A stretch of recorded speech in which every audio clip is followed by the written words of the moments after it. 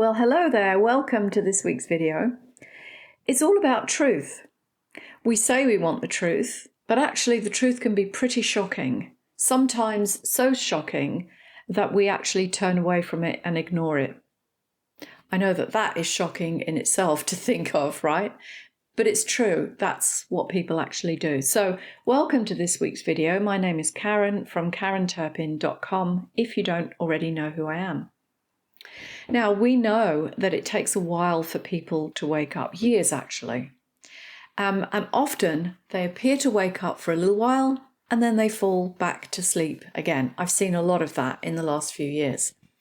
So what is the point then at which we wake up and we stay awake? Well, I'm hoping that many of us are at this point now, because we really need to, quite honestly. When people are overwhelmed, they tend to shut down. When everything becomes too much for them, they switch off. And actually, it's a bit like a psychological trauma. Their circuits blow. It's a little bit like a computer that's overloaded. The problem is that they don't know they're in a trauma response. Fight and flight, freeze and fawn are the classic 4 Fs of trauma. People don't recognize when they're in that state sometimes. So, is that what's happened to people? They're overwhelmed and they shut down? Especially, after the last 3 years and what we've been through. Or is it that they think everything has kind of gone back to normal again and now they've gone back and they're existing on autopilot again?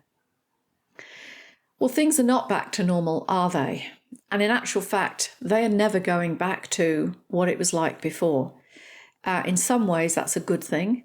And yet we are at a most precarious time in the history of mankind right now. Well, certainly in the history that they have indoctrinated into us in schools.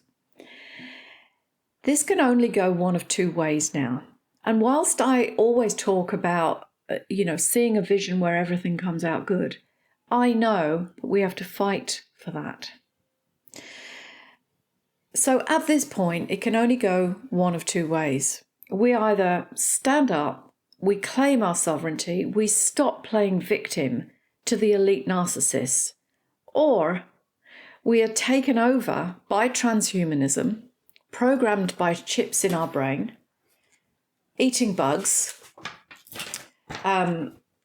living in a confined space that they've created for our convenience, for our 15-minute convenience, with no opportunity to travel, including overseas to see family, and potentially with babies being created in labs in artificial wombs, or worse yet, grown men with artificially implanted wombs growing babies. Now, I know already some people are going to be beginning to create a cognitive dissonance in some of what I've just said. The word conspiracy theory may be just on the tip of your lips, but hear me out, because this is exactly what is happening to people. What they, in inverted commas, have planned in their 2030 agenda is so horrific that we can't wrap our heads around it. It overwhelms us, the thought of it, and so we shut down, we turn away, and we deny that it could be real. We ignore it and we carry on as normal, or as best we can, even if we're already in a trauma state by that point. And we behave as if the threat isn't there. But it is there. It's lurking just there in the background, and it's getting closer every moment of every day.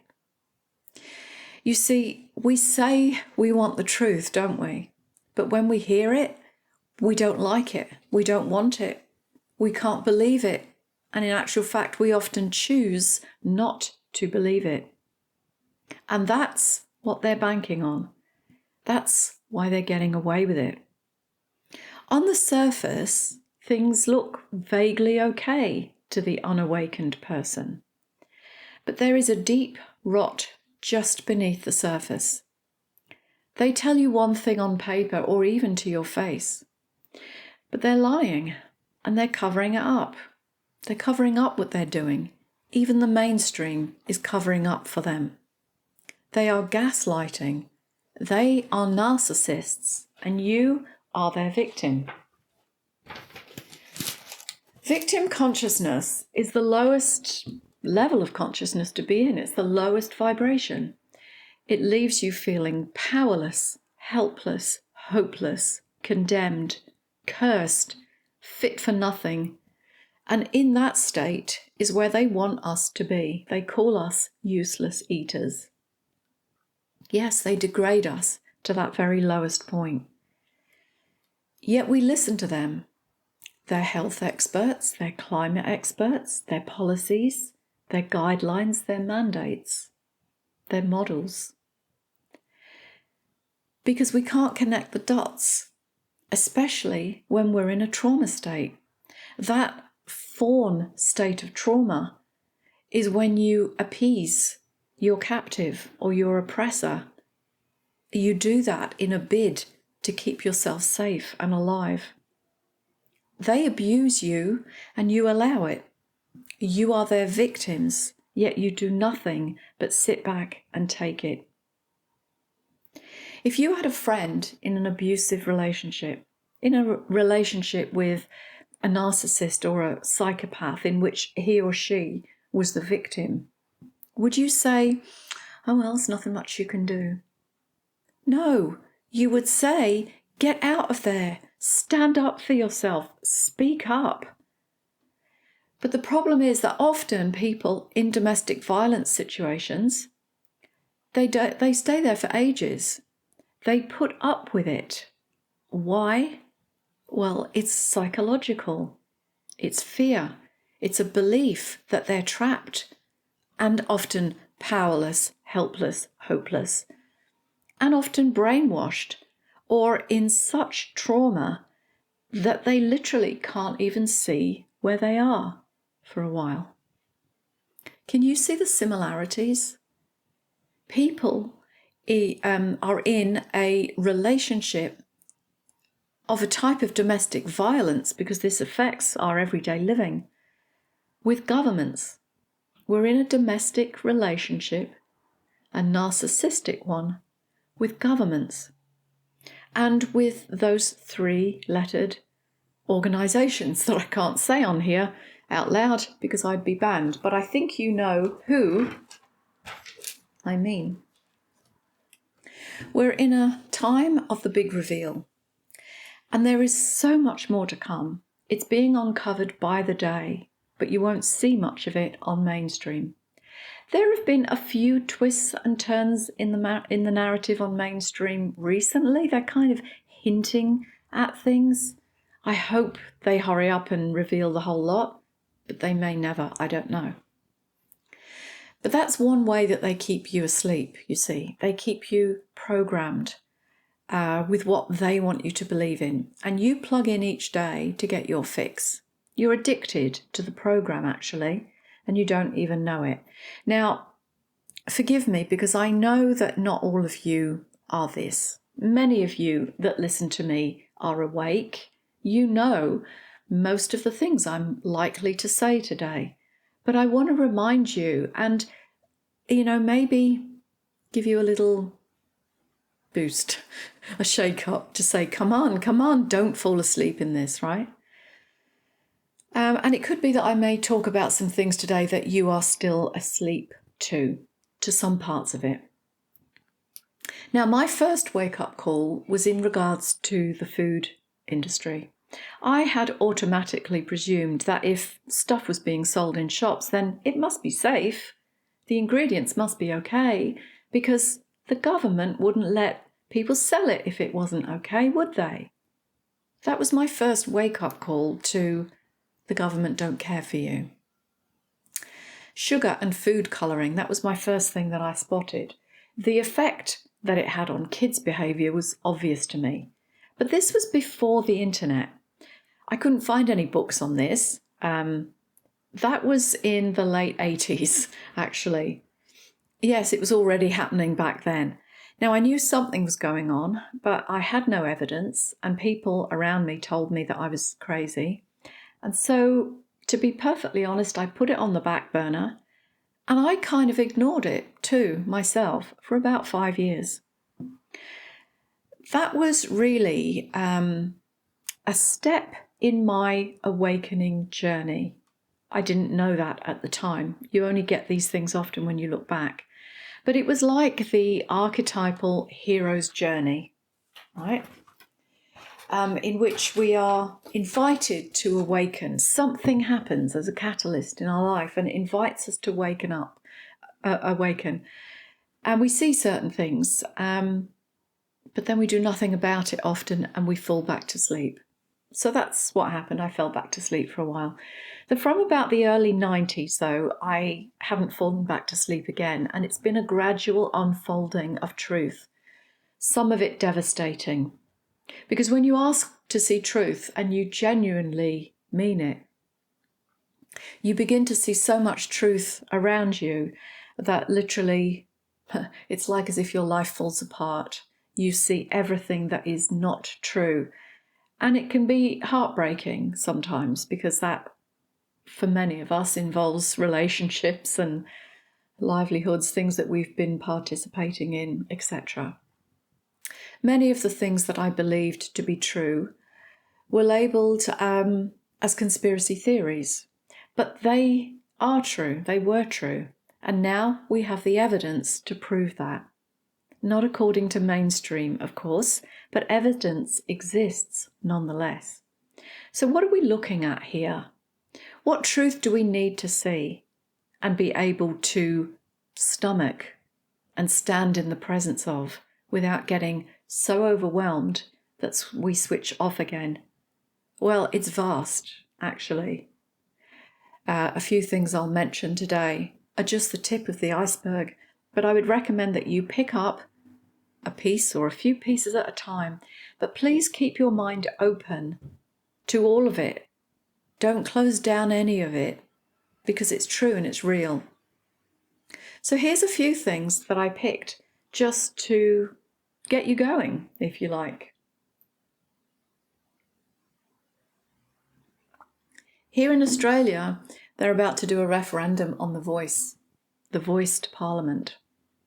The yes side, I believe, is not telling you everything. Research what the no side has to say. Look into smart cities. What does SMART stand for, really? We've probably already said enough about mandates, yet still some people try to defend the health experts. I'll leave that there. You probably know what I mean. But what we're looking at here, potentially, is the fact this is unbelievable to me, to be perfectly honest, but I still come across people that think that 9/11 was a terrorist attack. That blows my mind.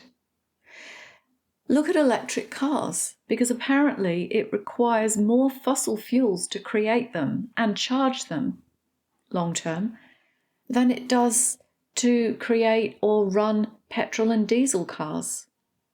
I know, mind-blowing, isn't it? But please research it. Climate change. Why are so many scientists saying that there's more ice on the caps now than 5 years ago? You don't hear that much on mainstream. There have been a few guys that tried to speak it out. The interview was cut short. But that's there. Research it. Now aliens. Let's go to extraterrestrials. Yes, they do exist. They are here on this planet already and have been for many, many years. The government know about it. They work together. They share technology. The ETs share their technology with us. Well, not us, the government, big corporations. But not through the goodness of their heart do they share that. It's a trade-off. Research what they get in exchange. If nothing happened at Roswell all those years ago, why were the documents classified? Why did Ghislaine Maxwell go to prison, supposedly? for procuring young girls. Yet the people she procured them for have remained nameless. Who are these people with their sick fetishes? Why are they not revealed and brought out and charged? Why are pedophiles in government positions here in Australia not named? Why is that covered up? Why are the real numbers of missing children all over the world not reported? Just a few whose names are repeatedly brought up. They make it into the headlines, but what about the others? Research how many children go missing each year around the world. It's hundreds of thousands. Where do they go? What happens to them? Who has them? DUMBs, deep underground military bases. Yes, they exist. There are bases under Antarctica. There are huge underground tunnels with hotels and food stored for years. Who for? Nobody invited us there. I don't think they ever will. Who bought Epstein Island after Epstein disappeared? And how come the cameras were switched off that night? How come we can make a phone call or receive a phone call from the moon in 1969, yet we lose signal on our mobile phones when we just drive to the country? Why have we never been back to the moon? But we can go to Mars. Did we ever actually land on the moon? Or was it all staged? How come Google Earth can photograph the roof on my chicken coop, yet they can't find Flight 370? It's bigger than my chicken coop. They can even use Google Earth to map out the ridgelines under the ocean. So it wasn't because the plane went into the water, they can see through. Why are we never told about the tunnels under Australia? Or should we talk about flat Earth? Should we talk about the ice wall? Should we talk about how when people sail out, across the water in their boats towards the ice wall, they're turned around? Why do the same few people always come up in crisis events? Are they actors? I could go on. Maybe I should stop there. But what about fluoride? How is that produced? What is it exactly? Why do we need it for our teeth? And why is it that it can corrode concrete, yet they suggest we put it on our teeth? Why so many holistic doctors passed away under mysterious conditions recently in the last few years? And who are the who? Why do they have so much power in our countries when we didn't elect them? Why are we letting them in? Where did the Nazi scientists go after World War II? Remind me again why the oh so spiritual and so loved by Oprah, John of God, why was he sentenced to 20 years in prison? And what about adrenochrome? How is it produced? Who buys it? Why is nobody talking about human trafficking in Ukraine? Has your head exploded yet? Have you turned away because it's just too much? And this is the whole point, right? I know that's a long list. I could actually write a list again, the same length. But the point is, you see, there is so much going on. There is so much truth that still needs to be revealed. It is shocking and it is sickening, and I understand why people turn away and don't look. Please just pick one or two that are the more palatable ones for you to begin to open your mind. If you don't know anything about these, at least pick a couple and start researching, because the information is there. Of course, you won't find it on the BBC. But the fact remains that even when people know that something is amiss, they usually ignore it. They believe there's nothing they can do, and so they ignore it. And that's exactly how the government get away with it. Government are in bed with big corporations. They get paybacks. They get paid off. They are all in it together. It's not about us. They've been telling us that from the start. We're all in this together. That was the catchphrase, remember? Them was never us. They are in it. Their corruption covers everything: health, education, banking, politics, environment, space, inner earth, the moon base, everything. It is a massive control matrix. And it only works so well because we think there's nothing we can do. Yet look at the millions of people all around the world coming out to protest. It could even be in the billions, perhaps, because occasionally we see photos of massive crowds in different locations around the world. France, Poland, even in the African continent, things like that. There are many, many people standing up to protest the little bits and pieces that are going on around everywhere. This is the time of awakening.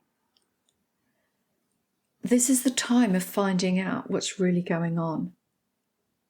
Now, people have asked me why I talk about this kind of thing, this conspiracy theory thing, when I'm actually a spiritual teacher.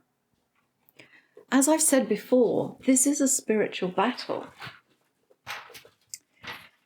And if you're struggling to see where the pieces fit together, the conspiracy theories and the spiritual part,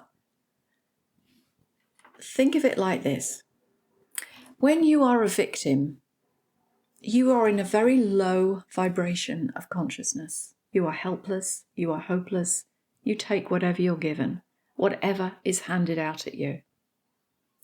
How you step into your power, like a spiritual awakening, is when you find the spirit within you and you feel your connection to your spirit, to your soul, to the divine. You feel your connection to life, to nature, to each other.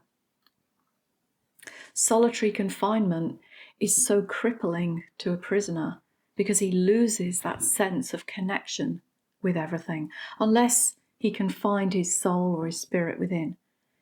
And that's why they locked everybody up for 3 years. The gaslighting part was to have everyone watch dancing doctors and nurses or actors on the TV and have everyone come to the window and bang pots and pans. That was all a charade to make you believe that you were all connected, that you were all in it together. But you weren't. You were alone. You were isolated. You were separated from your family members and loved ones as they tried to break your spirit and your faith in humanity. That's what they tried to do. So please, don't go back to thinking, what a terrible time that was, but now we're through it. You were being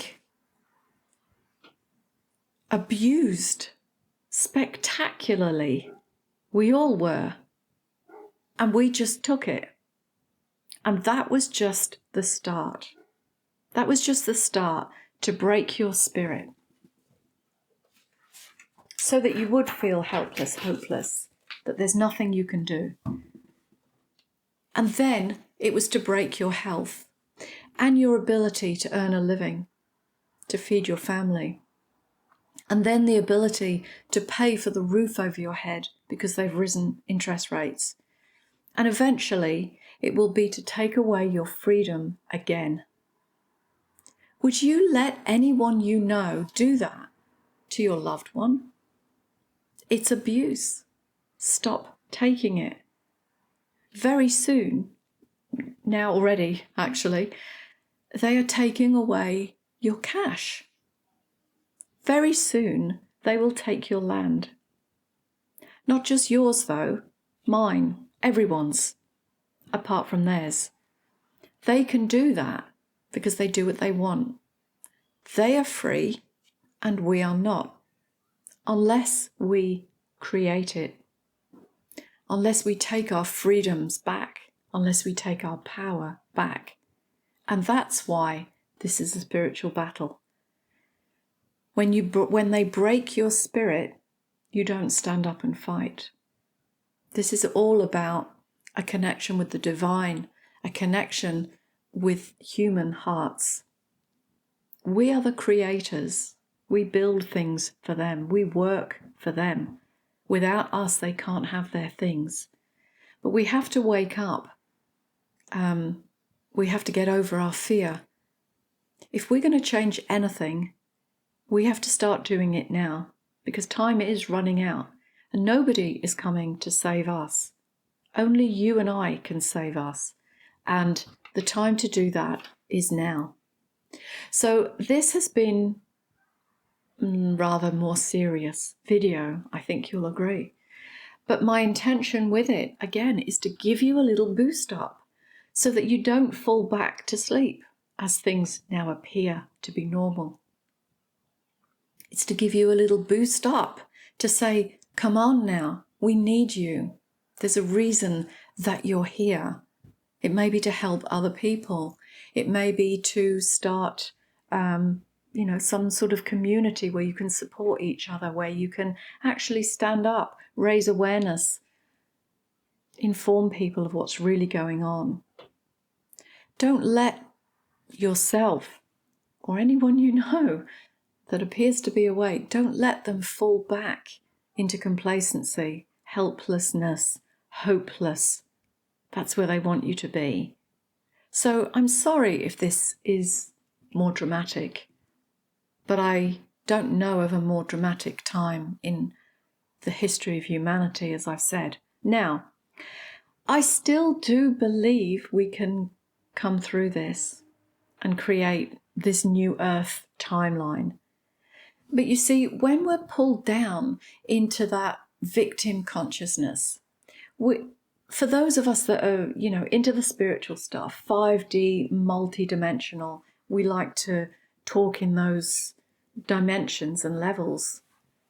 We see ourselves there, and yet everything that is happening in the 3D physical here, all it's going to do is pull us out of that if we're not careful. So we have to make the change at every level. This is about bringing your spiritual consciousness, your power, into your physical body and making a change from here. So stand up for what you believe in. Stand up against what is wrong. All these things that they're doing to our children to groom them. If you can't do it for yourself, do it for the children, because they can't protect themselves. That's what we have to do. And that's why we can't let all of this grotesque grooming that's going ahead, we can't allow that to continue. We have to step up. We have to stand up. If not for you, then stand up for the children. So please, find that power within you. Find your connection with the divine, your human spark, to make a difference here on the planet. Because as I say, this is a spiritual battle. Nobody's coming to save us because we have the power to do it for ourselves. And this is the Great Awakening, awakening to the truth of what needs to be done. So again, my apologies for a slightly more serious video, but this is a serious subject. So I do encourage you to step up, reach out, of course, if you need support. Come into my Facebook group. We have great discussions in there. Every alternate weeks, I'm doing a class, a teaching on spiritual subjects that raise your awareness, expand your consciousness, open your mind. We have community. I know community is so very important for us. We often feel alone when it seems as if we're the only one that knows the truth, but there are many of us, and there are millions of us standing up all around the world. So please come join us. We need you. Okay, well, bye-bye for now. I'll see you next week.